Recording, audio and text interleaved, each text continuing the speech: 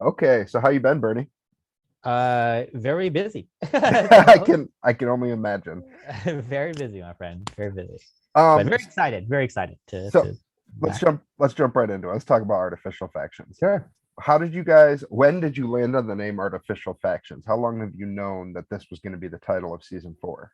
I mean, I think probably at the top of this year or very late last year. So one of the spirits of working with Twitch in artificial these seasons is that it's about innovation each year. It's like how do you innovate year after year for the show? And so coming off of last year, which was incredibly innovative, remote production, AI music, creating characters, like that is we I if you would ask me how are you gonna be more innovative in season four at the end of last year, I'd be like, what are you talking about, man? That's like I'm not saying it was impossible, clearly, but it's like I had no idea. And so it took a while for us to come up with this concept of factionalization within the audience. And so we knew going, I would say late last year, like Christmas time and going early this year, that if there was going to be a season four, now we didn't know we were going to do it, that it would be this. Like this was our pitch. This was our answer to, hey Bernie, 96 Next, Team Artificial, what is going to make season four more innovative than previous seasons? And we know the answer. We knew the answer way back then, and here we are today. What I love is that you're the person you have to beat. Like when you're like, how am I gonna up it? You're the one who caused this problem for yourself by blowing the last few seasons out of the water. Oh, And it's and insane. you always step it up. But I think it was season three started with the remote it was Yes, and yes. before that it was titled Artificial Next, and and you guys had the artificial uncovered thing as well. Yeah, we had the Uh, podcast in season two as well, right. which we kind of stopped doing because the character stopped doing it. It doesn't make sense for the characters, but yeah. So every year we've elevated. So like season one was just we're live, which is already hard. You know, live interactive is already hard, and then we're adding advanced poll systems. We're adding interactive podcasts. We're adding all those elements. And then three was the remote and the create character for the audience. They can create characters in the show. They can change the music in real time. So yeah, that's the life I've chosen, I suppose. This is the business we've chosen, quoting Godfather. But here we are, and we're excited to be here, man. We cannot be more excited about this new season. So for the creative character, that was Dante Basco and Alejandro Reynoso were the two characters that were created, correct? Correct, and both characters are returning. Okay, that's what I thought. Yeah. Do you know? Well, I guess I don't know if it'd be a spoiler. Were you planning on integrating that creative character at all again this year, or are you Oh yeah, specific? absolutely, absolutely. Yeah, yeah. So Thursday's stream this week is going to be a creative character. So we're going to create some characters for the upcoming season. Or we know who we're using, and the audience is gonna help shape those characters. More like shape a character really, but we'll call it create a character. So we're gonna do that again. We think that's really we love that. I think it's, even though it's you could think of it from a writer's perspective, it's really unwieldy to not write until audiences have created the character for you. So that makes it tricky, but I feel we're really good at that. Like I find last year we had create a character, we had write a scene, right? And we did some other things too, but like write a scene, as much as like that's almost, to me, it's more stressful, even though it's just one scene that they're writing and then you finish the scene. It's almost more stressful to do that one than just like create a whole character. It's kind of, to me, it's more of a fun challenge. And that's, I'm just speaking for myself, I'm not speaking of the other writers on the show.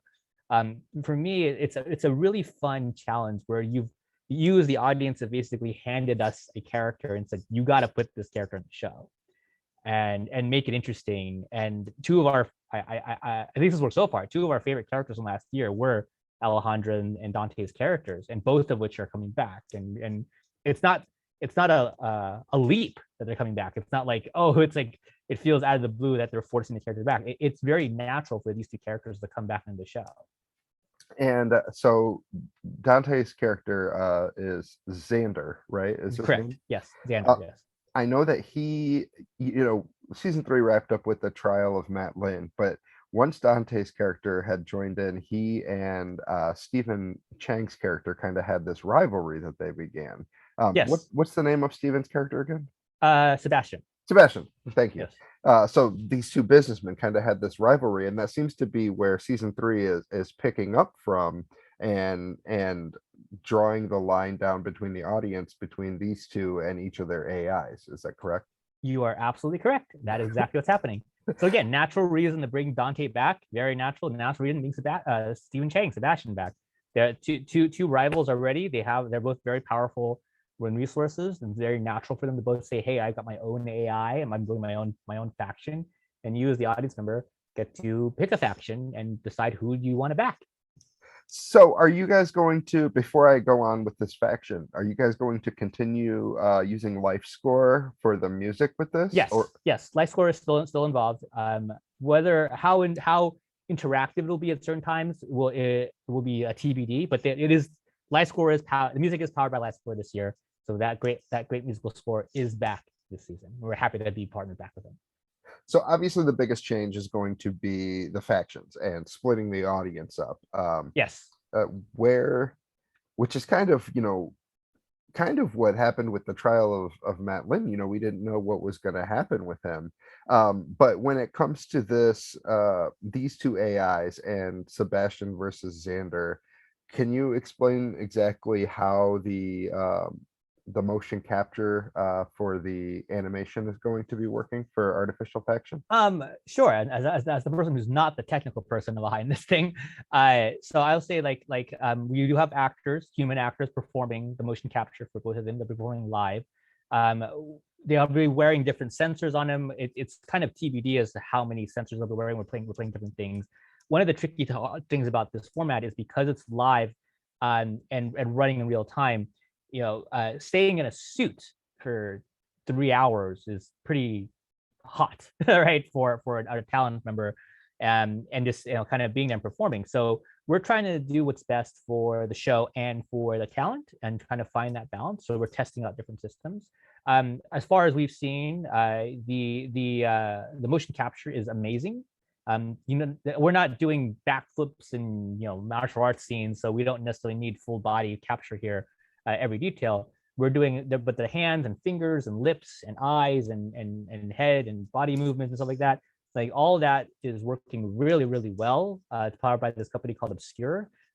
Very great partners that we have this year, and we're really excited to reveal them to you guys and to let you all watch interact with these virtual characters.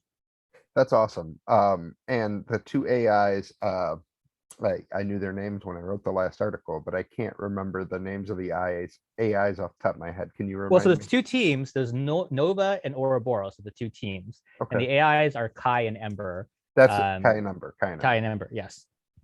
What is for the actors who are doing the motion capture, are you allowed to say who they are?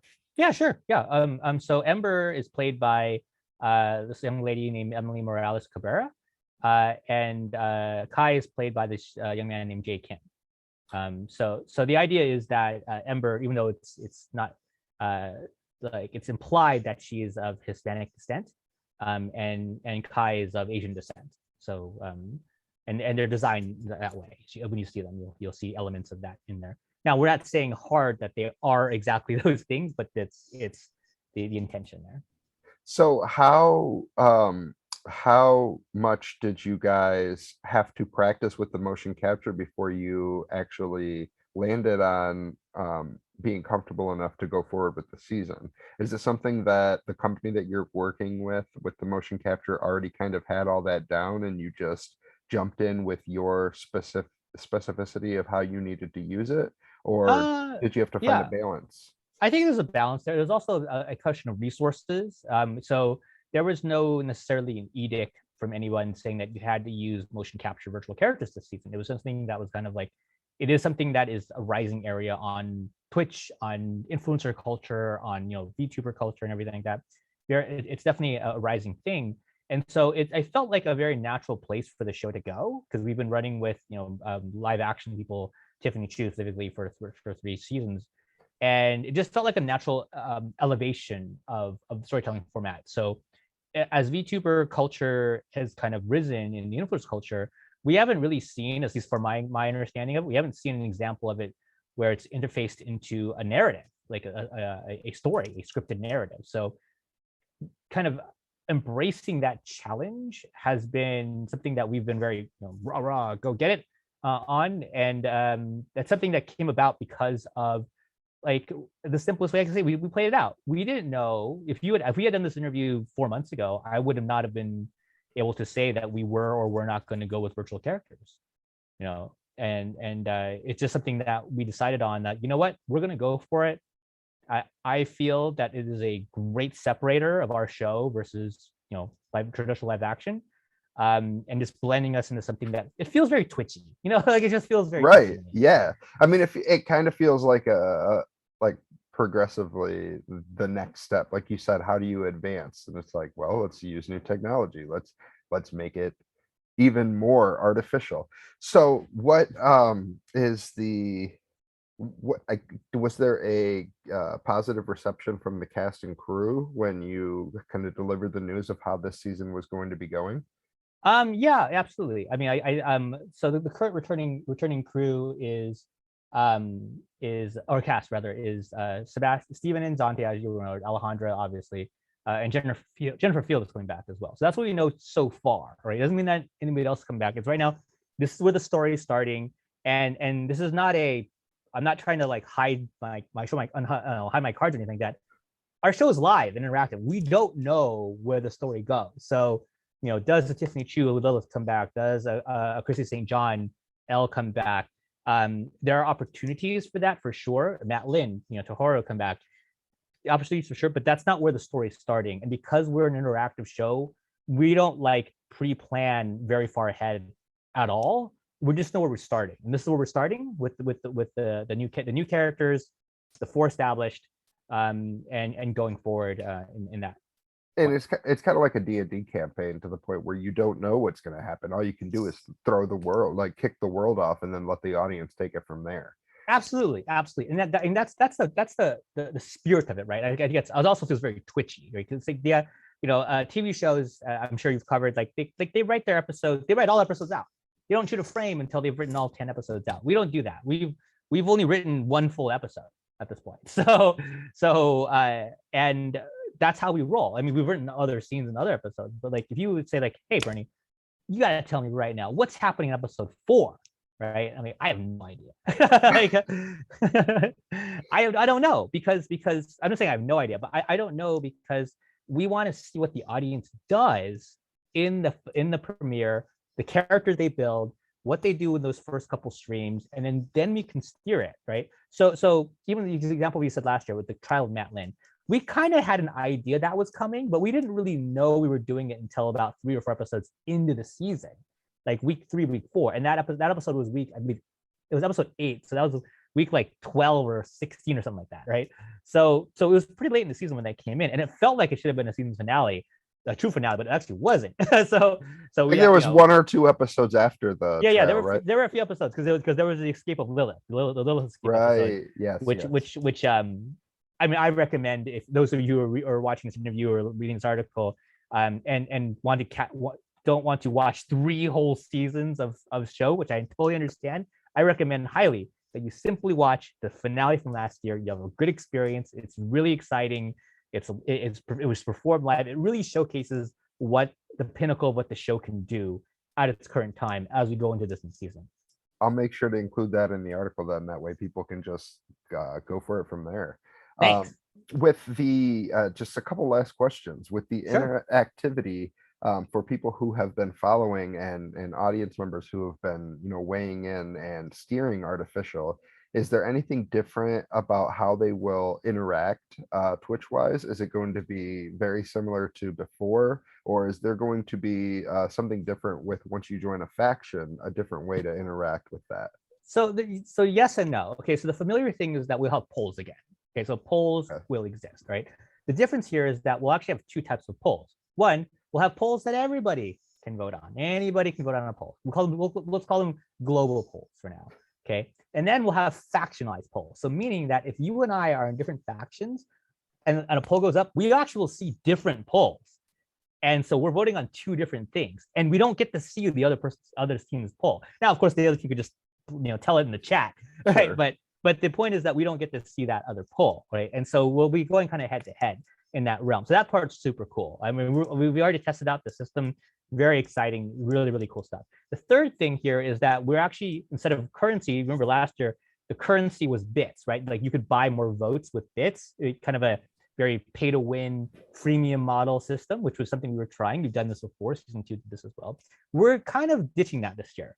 So we're doing something a little different. We're actually using channel points as the main currency in this time. So this is a couple of things. One, at some point, and it's not gonna be week 1, at some point you're gonna be able to use channel points to buy more votes. That's gonna be cool. Okay, and channel points are free, right? So it's not costly. The only way to get channel points is you have to watch the show. So the more loyal you are to the show, the more powerful you will be in the show. Okay, so that's one, right? Number and that two, seems more audience friendly too, at least for the absolutely, hardcore audience.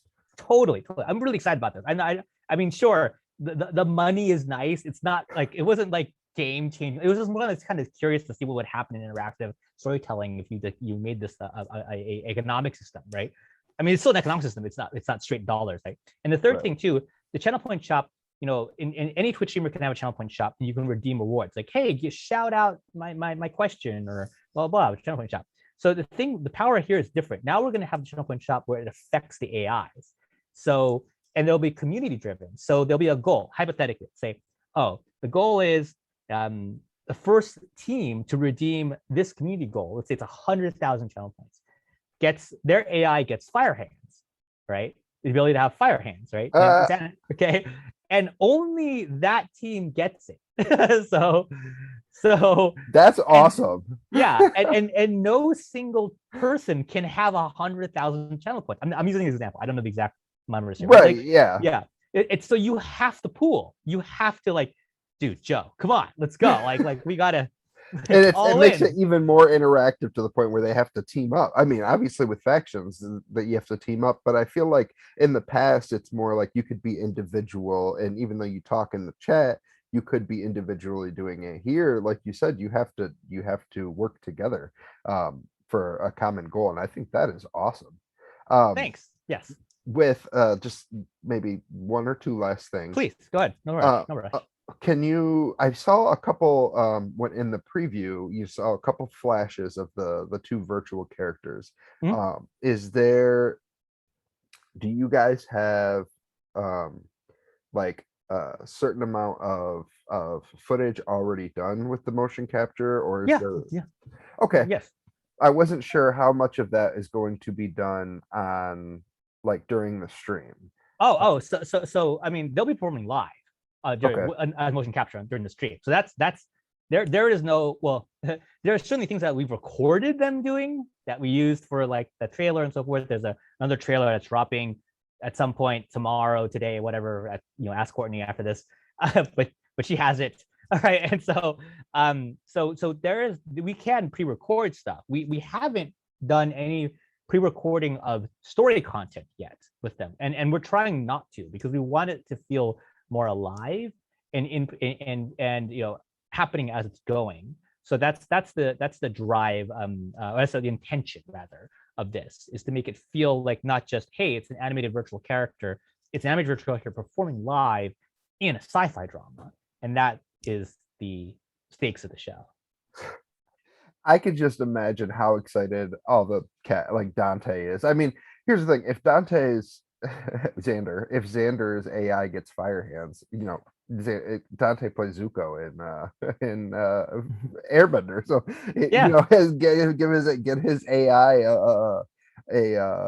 make him a firebender. That's really cool, though. I want to know, before I let you go, is there anything that I didn't ask that you feel like is something important for people to know, whether it's for returning viewers or new viewers, that they should know coming into this season? I mean, we really try to design the show so that you don't have to watch a lot of content to understand what's going on. So each season feels a bit standalone-ish, that you can feel like you can jump in and enjoy the season by itself.